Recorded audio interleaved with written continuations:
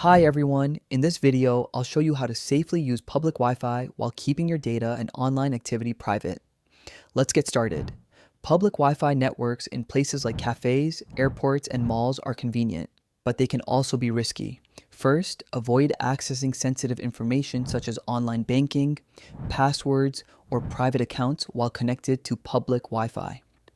If you need to log into any website, make sure it uses HTTPS and shows a lock icon in the address bar, which means the connection is secure. Next, always keep your phone and apps updated, as updates include important security fixes. You should also turn off auto-join Wi-Fi or hotspot connections so your device doesn't connect to unknown networks without your permission. Now, let's talk about using a VPN, which is one of the safest ways to protect your privacy on public Wi-Fi. Open your App Store and download a trusted VPN app. Once installed, open the VPN app, sign in or create an account, and tap the connect button.